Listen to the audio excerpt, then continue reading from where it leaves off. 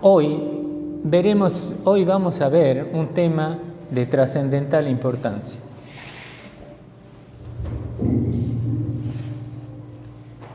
El tema que vamos a tratar tiene que ver con la poderosa palabra de Dios. No sé si ustedes se dieron cuenta que la palabra humana tiene un gran poder. Vuelvo a repetir, la palabra humana tiene un gran poder. Basta pensar en la radio, en la televisión, en toda la telefonía celular. La palabra se difunde y verdaderamente es poderosa. Un ejemplo histórico lo constituye la conquista de México. Hernán Cortés, los líderes, mejor dicho, de la Iglesia Católica, conocían perfectamente lo poderosa que es la palabra humana. Es así como cuando Hernán Cortés iba a venir a América, en España, uno de los sacerdotes destacados, el obispo católico Nebrija, le regaló a Hernán Cortés la primera gramática castellana. Se estaba tratando de organizar el lenguaje de tal suerte que se vea que verdaderamente es importante. Es decir, y cuando le regaló, le dijo algo que quiero que ustedes capitalicen. Señor, amigo, le dijo a Hernán Cortés, los reinos no se conquistan con las armas, los reinos se conquistan con la palabra. Y la historia muestra que Hernán Cortés conquistó México con la palabra. Si la palabra humana es tan poderosa, yo quiero que ahora ustedes reflexionen sobre la palabra de Dios. Que nosotros reflexionemos que la palabra de Dios es muy poderosa. Mire, ¿cómo será de poderosa la palabra de Dios que el universo fue hecho por Dios por la palabra? Dios dijo, hágase la luz y se hizo. Es decir, la palabra de Dios es muy poderosa. Usted quiere saber todos los detalles de la creación del universo, está en el capítulo 1 de Génesis. Todo el capítulo habla del desarrollo de la creación. Ahora bien, no sé si ustedes se han puesto a pensar que somos seres deseantes nosotros, de alguna manera, incompletos, imperfectos. Y en base a eso, quiero que en esa estructura determinante de nuestra condición humana, quiero que vean cómo se proyecta, cómo se estructura la poderosa palabra de Dios. Nosotros, por necesidad, ustedes van a ver que la palabra de Dios se vuelve poderosa en estos problemas. Es decir, en primer lugar, vamos a ver un ejemplo cómo la palabra de Dios se muestra poderosísima en nuestra vida, en esa estructura necesitada que tenemos, y vamos a ver el ejemplo de la visita de Nicodemo a Jesús. Muchas veces la hemos citado, pero quiero que ustedes vean que debido a una necesidad humana de Nicodemo, porque fue a hablarle a Jesús, porque quería saber cómo se conquistaba el reino de Dios. ¿Cómo podía ser él salvo? No lo dijo explícitamente, pero Jesús le dijo, debes nacer de nuevo. Vamos a ver entonces esta poderosa palabra de Dios que está relacionada de una manera trascendental en nuestra vida porque nos muestra el camino y como por añadidura nos muestra el sentido de la vida. Y cuando digo el sentido de la vida, es como que quiero decirle, ¿para qué estamos y a dónde vamos cuando morimos? Vamos a leer San Juan capítulo 3, versículo 14 al 16. Acá está la entrevista de Nicodemo con Jesús. Desde el versículo 1 hasta el 14, resulta que Jesús estuvo diciéndole a Nicodemo: debes nacer de nuevo. Para que entres en el reino de Dios, en el reino de los cielos, es necesario que nazcas de nuevo. Eso no entendía Nicodemo, no entendía.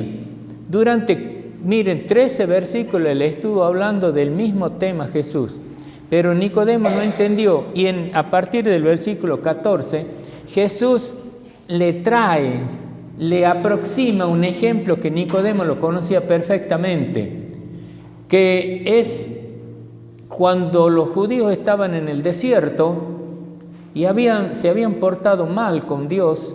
Dios mandó como una plaga de serpientes, de tal suerte que los mordían a los judíos y los judíos morían como cucarachas, diría, porque morían a raudales. Entonces, dándose cuenta de eso, ellos oraron y Moisés pidió a Dios una salida. Y Dios le mostró que le dijo: hazte una serpiente, ponele en la punta de una caña y levantala. Y ahora Jesús, eso todos los judíos lo sabían porque eso lo habían vivido ellos. Pone una serpiente de bronce, le dijo arriba, que brille al sol. Y todos los que cuando sean mordidos por una serpiente y miren a esto, cuando sean mordidos por una serpiente, ¿sí?, y miren acá esta imagen, ustedes van a ser sanados. Ahora, no crean que los judíos todos se sanaban, había muchos que no creían. Pero acá Jesús sabía que ese ejemplo lo conocía Nicodemo. Nicodemo era un maestro de la ley, era un estudioso de la palabra de Dios. Entonces, cuando él citó este ejemplo, le dijo: de la misma manera que fue levantada, que Moisés levantó la serpiente en el desierto, de la misma manera, fíjense en ustedes, en el desierto será levantado el Hijo de Dios. Para que todo aquel que en él cree, de la misma manera, miren, de la misma manera, Jesús, él dijo: el Hijo de Dios va a ser levantado como la serpiente, para que todos aquellos que en él crean no se pierdan, sino que tengan vida eterna. Porque Dios lo amó tanto al mundo que ha dado a su Hijo unigénito, dice el versículo 16, para que todos aquellos que en él creen no se pierdan, tengan vida eterna. Una extraordinaria declaración divina de Dios, mostrando el poder que tiene la palabra de Dios. Acá la palabra de Dios nos está diciendo: señores, yo tengo poder para dar la vida eterna. Tengo poder para ponerle sentido a la vida. Y es así que esta palabra de Dios es poderosa. Miren, puede parecer trivial cuando yo digo, además de que la palabra de Dios nos mostró el camino y nos dijo: los que crean en Cristo van a ser hijos de Dios, y además por añadidura van a tener sentido a su vida. El sentido a la vida parece algo que no tiene importancia, pero pónganse a pensar ustedes, si ustedes dijeran: ¿para qué estoy acá? ¿Para qué? Les voy a dar un ejemplo. Más o menos en el 20 de septiembre del año 2000, un doctor en filosofía que se llama Samuel Scorni escribió en la página literaria lo siguiente. Scorni dijo así: porque lo espantoso, dice Scorni, lo espantoso de la condición mortal no es lo transitorio, sino, ¿saben qué? Que no sabemos para qué estamos. Lo triste es eso, no es lo transitorio, sino que no sabemos. Da lo mismo haber vivido que no haber vivido. Este gran filósofo, que es profesor de la Facultad de Filosofía, ya murió, un gran señor, admirado por mí. Pero él estaba angustiado porque él no veía cuál era el sentido de la vida. Dice él: da lo mismo que vivamos o que no vivamos. Sin embargo, quiero que ustedes, hermanos, valoren que la poderosa palabra de Dios no solo nos da un camino para llegar a ser hijos de Dios, sino que le da sentido a nuestra vida. Nosotros, una vez que hemos decidido creer en Cristo como nuestro Salvador, estamos completamente seguros que la vida tiene el sentido. Viviremos como hijos de Dios si respetamos lo que Dios manda. Es decir, que el sentido de nuestra vida queda claro. ¿Querés vivir como hijo de Dios? Hace caso a la palabra poderosa de Dios. ¿No querés hacer caso a Dios? Vas a ser hijo del diablo y cuando te mueras, irás al infierno. El sentido de la vida queda perfectamente determinado. Quizás en este momento me faltaría preguntarme y hacer lo que ustedes piensen. ¿Cómo? ¿De qué manera? ¿Cómo puede ser el cambio? Ese cambio que Jesús le decía a Nicodemo, debes nacer de nuevo. ¿Qué significa nacer de nuevo? Voy a dar un ejemplo ya dado en otro momento, pero no he encontrado otro ejemplo más didáctico, pedagógico, para que nosotros lo tratemos en esta mañana. Resulta que un misionero predicaba, encargado de predicar, predicaba en las tribus de los indios norteamericanos. Este predicador, este misionero, él se encargaba de predicar en las tribus. Y un día, en un determinado momento, este misionero estaba predicando el Evangelio. Entonces, a lo largo de la predicación, se levantó el jefe de la tribu y dijo: misionero, jefe indio, entregar hacha a Jesucristo, hacha de guerra. Luego el misionero siguió predicando como no dándole importancia a lo que dijo el cacique. Luego se levantó de nuevo el cacique y dijo: misionero, jefe indígena, dar cobija a Jesucristo. El misionero siguió predicando sin prestarle mayormente atención. Luego se levantó por tercera vez y dijo: misionero, jefe indígena, jefe de los indios, dar caballo a Jesucristo. Si ustedes se ponen a pensar, hermano, era todo lo que tenía este indio: el hacha de guerra, su cobija y su caballo. Lo entregó a Jesús. El misionero siguió predicando como si no hubiera escuchado nada. Y luego, en cuarto lugar, después de un rato, se levantó el cacique y dijo: misionero, jefe indígena, entregarse a Jesús. Eso, hermano, entregar todo lo que uno tiene, no significa con eso que yo voy a negociar el cielo. Significa que si yo me entrego a mí mismo, si yo confío que Jesucristo es Dios Todopoderoso que me puede salvar, porque el indio cuando dijo: misionero, jefe indígena, entregarse a sí mismo, se entregó a sí mismo. Y eso es nacer de nuevo. Cuando en realidad se produce la milagrosa transformación, donde yo me doy cuenta que en realidad lo importante para llegar al cielo no es que yo haga algo, no es que yo tenga plata o no tenga.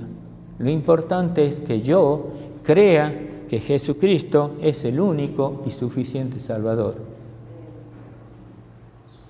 Importantísimo para que nosotros entendamos qué significa nacer de nuevo.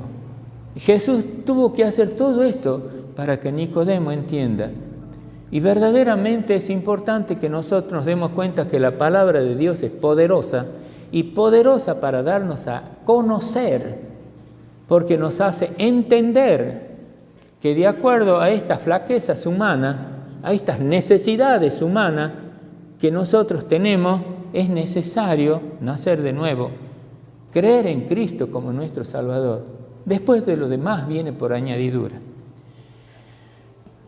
El segundo ejemplo que quiero citar en esta mañana sobre la poderosa palabra de Dios lo constituye, digamos, mejor dicho, está también inserta en esa constitución humana nuestra.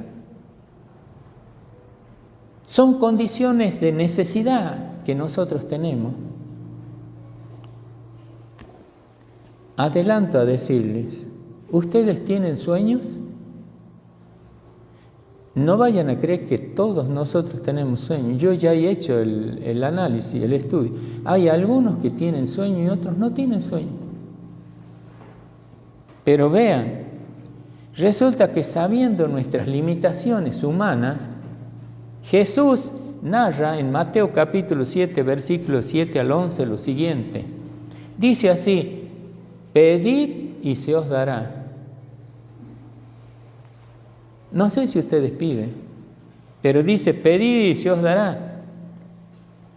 Llamad y os abrirá. Porque todo aquel que pide recibe, y el que busca halla, y el que llama se le abrirá. ¿Qué hombre hay de vosotros que si su hijo le pide pan, le dará una piedra? ¿O si le pide un pescado, le dará una serpiente? Pues si vosotros, siendo malos, sabéis dar buenas dádivas a vuestros hijos, cuánto más vuestro Padre Celestial, que está en los cielos, dará buenas cosas a los que le piden. Y repito, queridos hermanos, ¿ustedes tienen sueños? No sé. Miren, a ver, voy a ser infidente con don Ángel Chandú. Ustedes saben, nosotros conversábamos muchas intimidades. Y él me dice: yo me paro arriba de la terraza. Los que conocen la casa de él, ellos compraron un terreno entre 12, digamos, hermanas, parientes. La mitad del terreno lo agarró la casa de don Ángel Chandú y la otra mitad era de la hermana, ¿cómo se llamaba? Irene. Y él se lamentaba porque él quería para la sodería. Y dice: ¿cómo puedo hacer? Me subí arriba a la terraza y miraba y decía: Dios, ¿cómo puedo hacer para tener otro terreno de acá, para donde entren los vehículos? Yo soñaba, me decía a mí, y no sé cómo hacerlo, pero ya Dios me va a mostrar. Dios le mostró. Lo que quiero decir es que los sueños son bendecidos por Dios. Si usted no tiene sueño, no sabe a dónde va. Es como, ¿cuáles son los proyectos de vida que tenés, hermano? Eso es lo que te estoy diciendo. Entonces, yo siempre he tenido sueño. Yo siempre soñaba. En esta mañana les voy a contar un sueño mío. Resulta que trabajando en la Escuela Normal de Simoca, como profesor allí, yo soñaba ser el rector. Yo quería ser el rector. Me parecía importante porque quería modificar la educación. Quería darle otro sentido y otra mirada. Entonces, pero la condición era de ser profesor, no licenciado. Y había 3 profesoras jóvenes antes de mí que estaban en la lista de orden de mérito de la Junta, que podían ser ellas antes que yo. Me parecía un sueño medio imposible. Sin embargo, no van a creer ustedes, en los recreos, yo caminaba por el patio y me paraba donde se paraba la rectora y soñaba: acá me voy a parar yo dentro de poco. Ese era mi sueño. Y ustedes saben que en cierto momento la vicerrectora se jubila al comienzo de un año lectivo y la Junta de Clasificación la nombra la primera profesora que estaba por orden de mérito para que sea la vicerrectora. Asume el cargo, más o menos a los 2 meses, no sé qué pasó, renuncia. Inmediatamente la nombran a la segunda profesora, también un poco tiempo, 2, 3 meses, renuncia. Luego nombran a la última, que era la tercera, acepta el cargo, pasan unos días y renuncia. Entonces, como era en la mitad del año lectivo, la Junta de Clasificaciones llama a un concurso interno en el colegio para que todos los profesores de la escuela que quieran el cargo, porque miren, 3 han renunciado. Entonces, llaman a concurso abierto, sin ninguna condición, para que el que lo gane sea. Yo dije, esta es mi situación, esta es mi oportunidad, y yo me jugué. Y ustedes saben, 2 profesores nos presentamos, y yo lo gané al cargo. Asumo como vicerrector. Ahora pónganse a pensar lo importante que es tener sueño. Era un sueño casi imposible el que yo tenía. Y ahora, presten atención, más o menos, cuando yo asumí, casi todos me decían, ¿cuándo vas a renunciar? Yo les contestaba a todos, el día que me jubile. Porque hay que ser contundente. La palabra es importante. El Hijo de Dios es triunfador. El Hijo de Dios no se anda escondiendo detrás de las puertas, hermano. Si yo le he pedido a Dios que me ayude, yo debo dar gracias a Dios. De aquí no me muevo. Para eso he pedido. Y entonces, ustedes saben, pasó más o menos 2 meses y la rectora fue adscripta a la Secretaría de Educación. Estaba ahí al lado de la Secretaria de Educación y entonces queda vacante el cargo de rector. ¿Quién va de rector? Moi. Rector.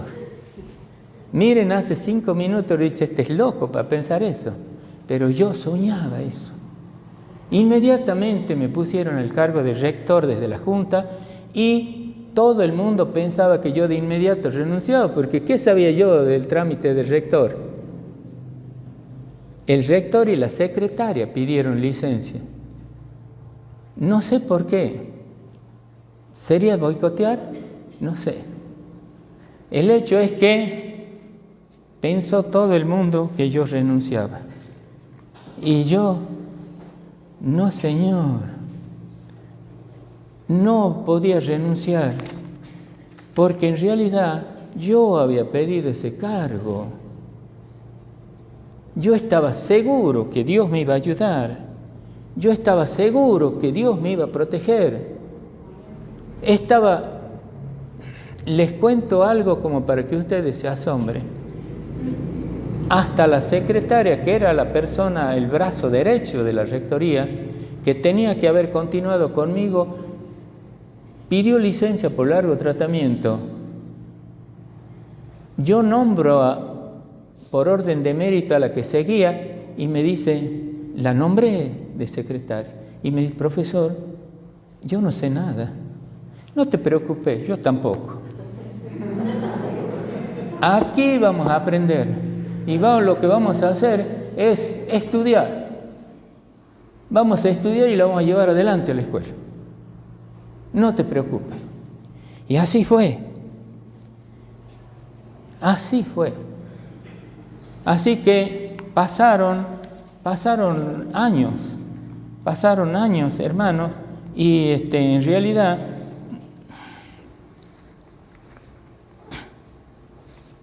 algunos años, y entonces la escuela comenzó a marchar conforme a este criterio nuevo que yo tenía, que soñaba, de modificar algunas cosas. Pero ustedes saben que después de años, no era un año ni dos, ya estaba yo en la rectoría varios años, serán 3 años, 4 años más o menos. Pero un día, hermanos, a las 4 de la tarde más o menos, entró una profesora a la rectoría. Les quiero decir como ilustración nada más, todos los cargos jerárquicos cuando son cargos de soledad. Usted está solo. Más vale que piense que pídale a Dios que lo ayude.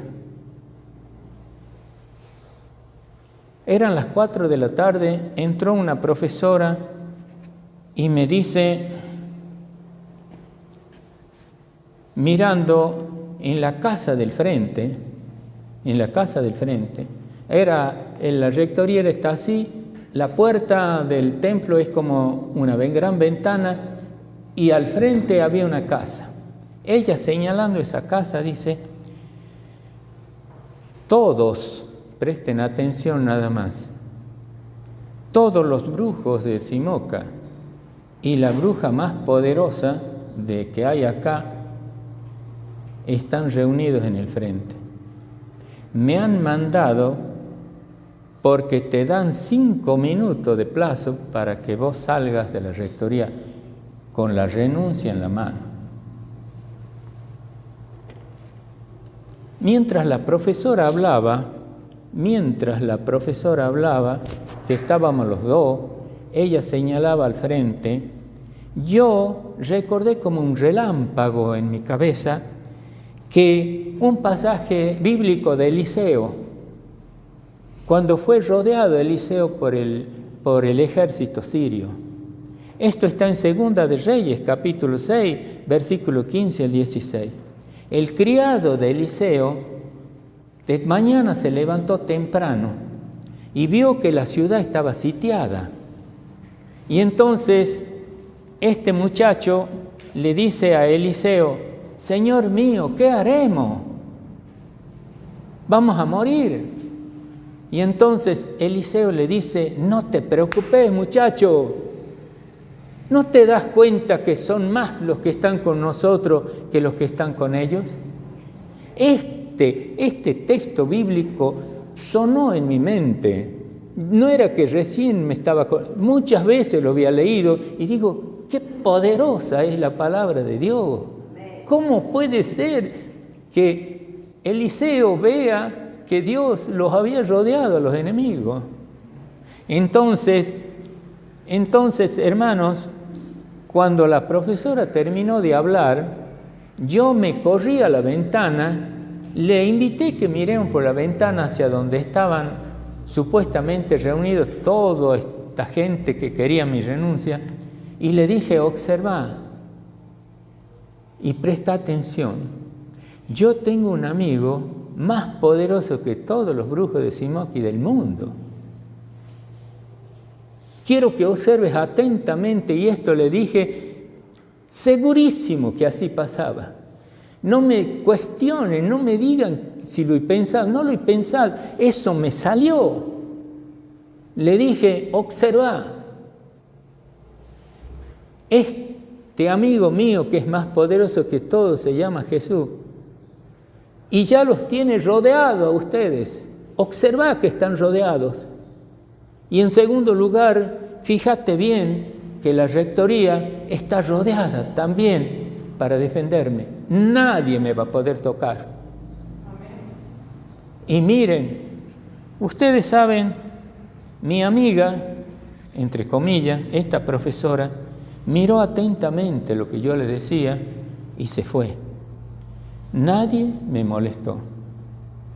Nadie vino a mí a decirme nada. Quiero que ustedes noten que la palabra de Dios es poderosísima. Es poderosa. Nosotros nos sirve para defendernos. Sirve para todo momento difícil de nuestra vida. Yo permanecí en el cargo hasta que me he jubilado. Ustedes dirán, Sí, hermano, yo he pedido a Dios que me dé el cargo y me he jubilado en el cargo. Al poco tiempo, y ahora presten atención, como siempre tenemos algún problema, pero depende de nuestra fidelidad a Dios para tener la victoria. Observen ahora lo que les voy a contar. No pasó una semana o casi un poquito más. Yo estaba en el patio con algunos preceptores, era el recreo, y en eso vino una señora muy bonita con algunos señores, con una gente. Vuelvo a repetir, una señora bonita. Y cuando yo estando en el patio me dijo: hola Roque, ¿cómo estás? Unos muchachos que estaban cerca arrastre, que tenés, profe, me dijeron. Yo no me sentí tocado por eso. Cuando ella insistió y me dijo: hola Roque, ¿cómo está? Le dije: disculpe señora, pero yo no la conozco. Y ella insistió y me dijo: pero Roque, ¿no te acordás que vos vas a descansar en mi casa? Y yo le contesté: disculpe señora, pero yo no la conozco. Dijo algunas trivialidades y luego se fue. Luego un preceptor que estaba a mi lado me dijo: profesor, ¿usted sabe quién es esta persona? No, le digo, si no la conozco. Es la bruja de Simoca.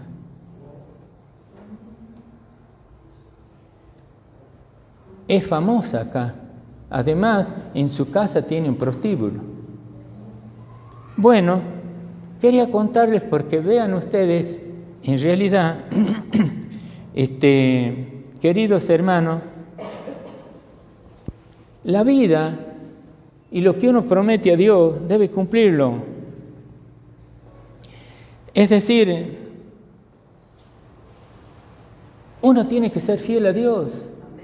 Yo le dije a Dios que el cargo lo iba a asumir conforme a Proverbios capítulo 3. Y ahí por lo menos uno de los versículos dice: no te olvides, hijo mío, de mi ley. Átalas a tu cuello, escríbelas en la tabla de tu corazón.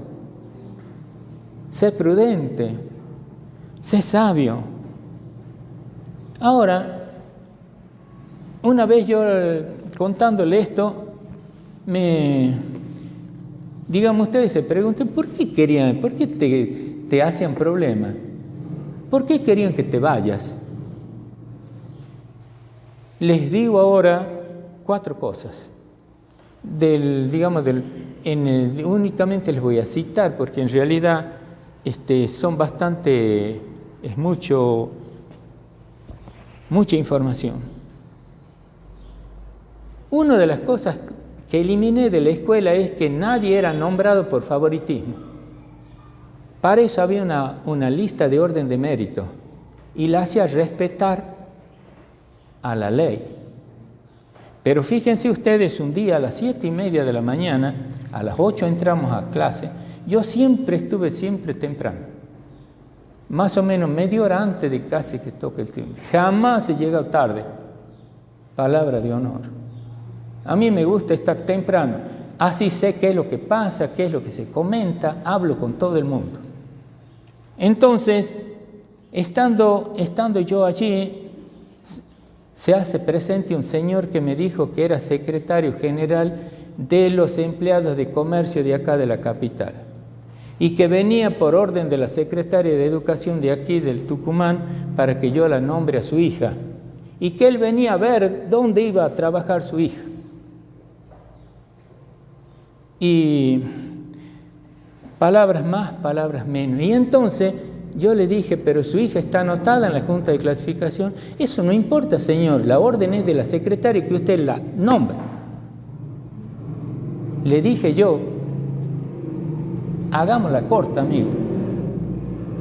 dígale a la secretaria de Educación que me mande por escrito lo que me está pidiendo. No perdamos tiempo. Por supuesto, se levantó y pateando a medio mundo. Y se fue. Efectivamente había un cargo que le correspondía a una profesora de Simoca de condición modesta. Yo al otro día la nombré. Y así pasó. Esa era una de las razones que no querían que yo esté. En segundo lugar, en la escuela, unos o otros, todos lo hacían rezar a los chicos, el Ave María, muchas cosas.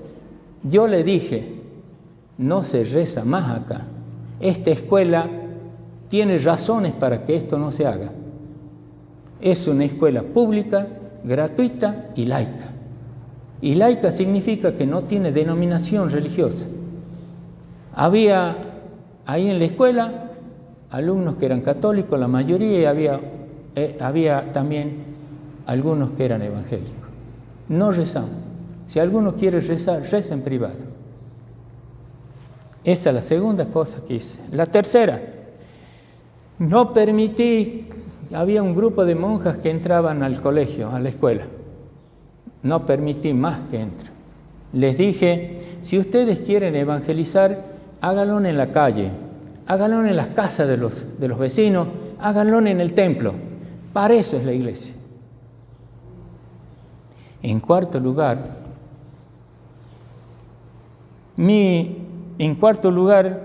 eliminé los privilegios de los profesores. Había profesores que, porque eran amigos del poder, no cumplían, ni hacían caso, ni enseñaban lo que debían hacer. Queridos hermanos, voy a insistir en esto. Mi compromiso con Dios, les cuento esas 4 cosas, no vayan a creer que ahí está acabado. No.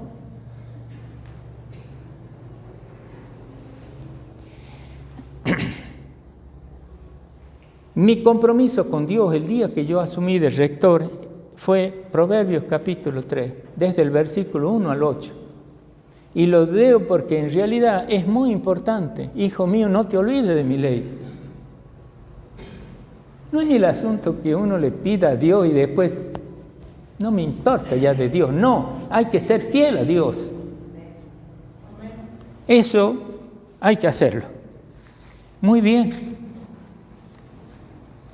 Es decir, que aquí la palabra de Dios que se puso en juego, que diría que me afrenta a mí, diría que me interpela, porque yo en realidad, por una necesidad, porque somos seres deseantes, yo quería ser, soñaba con un sueño, entonces la palabra de Dios se manifiesta poderosamente. Y quiero que vean ustedes como Cintia que esta palabra de Dios nos ayuda a todos a cumplir ese sueño. En segundo lugar, nos ayuda a defender nuestros sueños. Y en tercer lugar, porque si la obedecemos, somos triunfadores. El tercer ejemplo, miren, no pensaba decirlo porque ya pensaba que se iban a dormir ustedes, pero nada. El tercer ejemplo que voy a dar en esta mañana sobre esta poderosa palabra de Dios tiene que ver con la carencia que tenemos en cuanto a la seguridad. Ustedes vieron que a veces salimos y andamos tiritando, nos sentimos inseguros. Es decir, eso es parte de nuestra carencia humana, ¿no? Es parte nuestra. Entonces, para esto, les voy a hacer ver que la palabra de Dios es tan poderosa porque se explicita diciendo, yo seré tu amparo, yo voy a ser tu fortaleza, no te andes escondiendo, yo te voy a cuidar. Pero no hacemos caso. Yo quiero decirles, hermanos, lo siguiente, aunque puedan pensar que no es así, pero yo siempre oro, yo le pido a Dios Yo le digo, Señor, ayúdame. Señor, protégeme. A veces yo en el teléfono del grupo pongo, le ruego a Dios que nos libre de todo mal, de todo peligro, de toda tentación, de todo accidente, de todo asalto.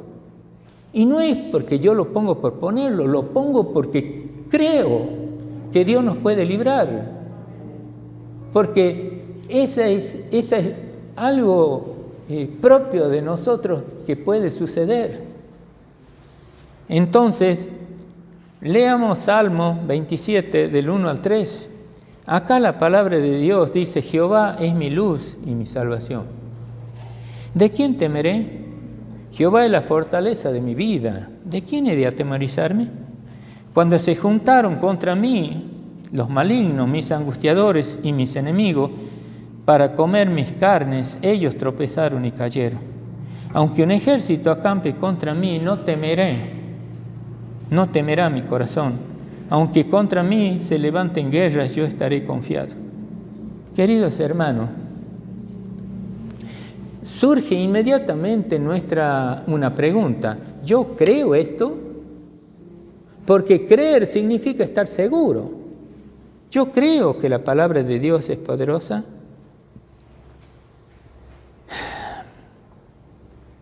Recordemos que el universo se hizo con la palabra de Dios. Hágase la luz, se hizo. Cuando separó la luz de las tinieblas, lo hizo con la palabra de Dios. Insisto en esto porque nosotros no pareciera que no dimensionamos el poder que tiene el Hijo de Dios.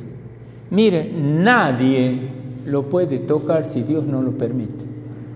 Por eso es que nosotros debemos andar tranquilos, porque Dios está con nosotros. Y cuando digo Dios está con nosotros es como decir, ¿y quién contra nosotros? Muy bien, estoy hablando de esta necesidad de protección, de cuidado, de seguridad. Voy a dar un ejemplo que hace a mi vida, un ejemplo personal. Ustedes saben que yo regresaba de la Escuela Normal de Simoca por la ruta 157. Y era un día soleado, más o menos a las 2 de la tarde. Era un día, por lo general, a veces yo me quedaba todo el día, pero por lo general, para que usted entienda, es una escuela de 3 turnos. Es mañana, tarde y noche. De noche se estudia el profesorado. Tiene el nivel desde jardín de infante y nivel terciario, nivel secundario. Y como era el rector tenía que ver todas estas cosas. Ahora bien, ese día yo venía a las 2 de la tarde. Cuando eran las 2 de la tarde por la ruta 157, a la altura ya para entrar a Bellavista, hace una pequeña curva y luego es una larga recta de varios kilómetros. En la mitad de la ruta, de esa larga, sí, está una estación de servicio y a la par casi está la entrada a Simoca, la entrada a Bellavista. Es decir, yo vi eso y también seguí avanzando y a medida que yo seguía avanzando, veo que aparecen 2 hombres que salen de la estación de servicio y se paran en la ruta. Yo pensé, un accidente. Esta gente quiere que yo los lleve, pensé que los quería traer para la ciudad. Entonces seguí avanzando y cuando sigo avanzando me doy cuenta que las personas que estaban eran policías y que tenían, parecía escopetas en las manos, de esos caños recortados. Entonces, pero digo, bueno, están protegiendo a alguien. El hecho es que seguí avanzando y ya cerca veo que surge una tercera persona que se pone en medio de la ruta. También era policía. Era evidente porque tenía el bolsito azul en la espalda así y tenía la pistola en la mano. Entonces, cuando yo vi esto, cambié la manera de pensar y Señor, este es un asalto. Yo cambié.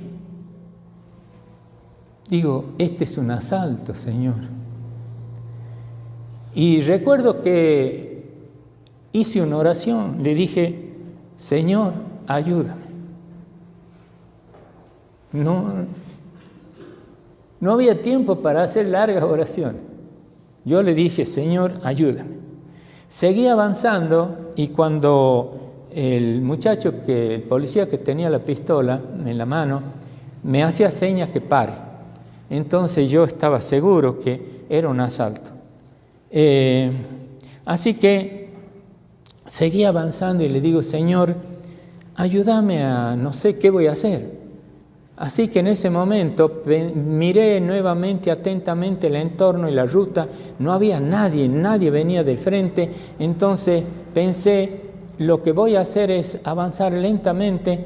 Cuando esté casi sobre de ellos, voy a poner primera y voy a acelerar. Me tiro al volante, me tiro al asiento y ahí yo sé que nadie viene, lo mantengo al volante y sigo derecho. Eso pensé. Creo que está bien. Así que yo seguí avanzando y ya estaba muy cerca de ellos, diría casi a 1 metro. El que tenía la pistola y los otros, digamos, me apuntaban, y en ese momento que ya estaba yo por hacer lo que había pensado, el que tenía la pistola me dijo que pase. Por supuesto, ustedes no se pueden imaginar para mí esa tensión que viví en ese momento, y me dijo que pase. Entonces, por supuesto, dije gracias, Señor. Y me vine. Cuando vine a la casa, Nora y los chicos me estaban esperando para que almorcemos. Así que yo les conté a Nora, a los hijos. Y mi hijo Joel me dice, después que yo conté todo, pero papá, si no te ha pasado nada. Y le digo, pero hijo, eso es lo importante, eso es lo maravilloso, que no me ha pasado nada. Yo pensaba, si me hubiera pasado algo, no estaría contando. Pero miren, lo maravilloso es que Dios me protegió y yo estaba ahí. Así que, hermano, miren, la palabra de Dios es muy poderosa. No sé, el Hijo de Dios tiene un plus, siempre lo he repetido, porque a lo largo de mi vida yo lo he podido comprobar. Cuando yo le he contado a mis compañeros en la escuela que me había pasado eso, me decían, claro, tenés coronita. Aunque vos no lo creas, vos sabés que tengo coronita yo. Sí, tengo una coronita. Dios me ayuda.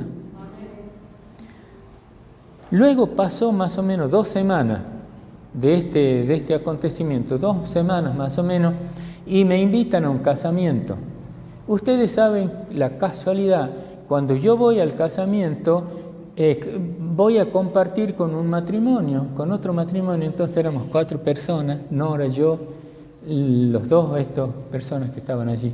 El esposo de la señora, curiosamente, era el jefe de la brigada.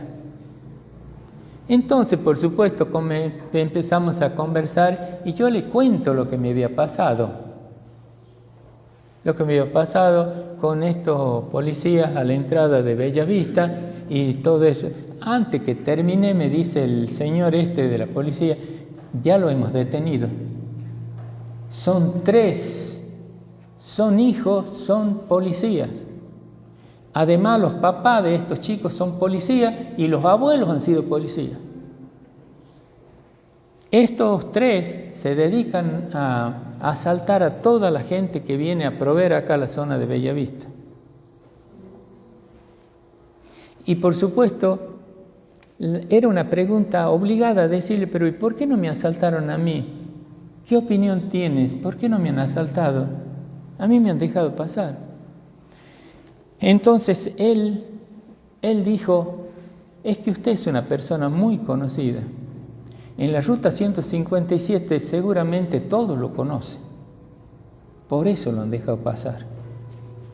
Entonces,